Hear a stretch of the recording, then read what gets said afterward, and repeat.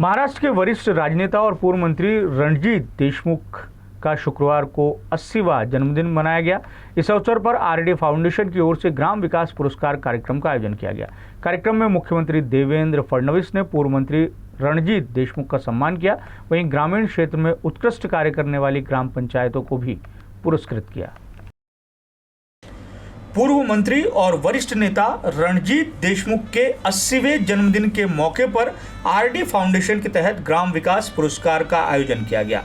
धर्मपेट स्थित वनामती सभागृह में आयोजित इस कार्यक्रम में मुख्यमंत्री देवेंद्र फडणवीस, पालक मंत्री चंद्रशेखर बावनकुले, मंत्री राजकुमार गोरे सहित बड़ी संख्या में नेता और नागरिक मौजूद रहे।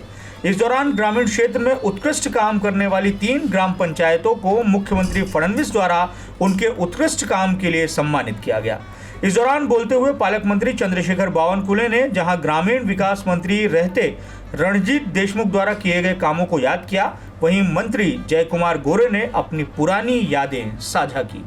या ठिकाणी रणजित बाबू देशमुखजींनी या ठिकाणी ग्राम विकासाचा जो या ठिकाणी अत्यंत महत्त्वाचा कार्यक्रम त्या काळात राबवला, तो कार्यक्रमही पुढे नेण्याचा आमचा विचार आहे।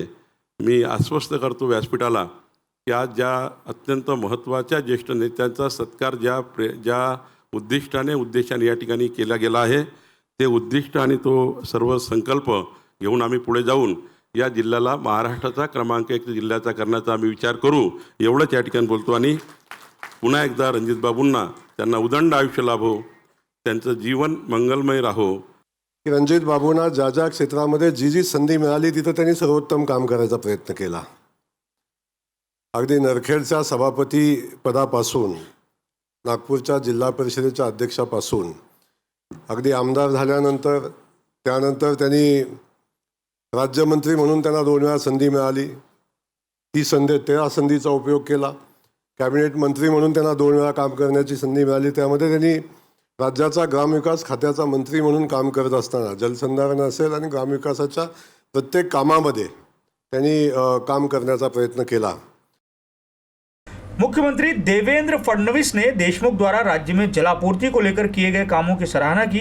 यही नहीं, मुख्यमंत्री ने जलयुक्त शिवार जैसी योजनाओं से भूजल का स्तर कैसे बढ़ता है, इसको लेकर जानकारी साझा की। की जलयुक्त शिवार सारखी योजना, ही योजना यशस्वी होण्याचं कारण काय आहे, तर या योजनेचा सगळ्यात मोठा जो काही गाभा होता तो लोकसहभाग होता।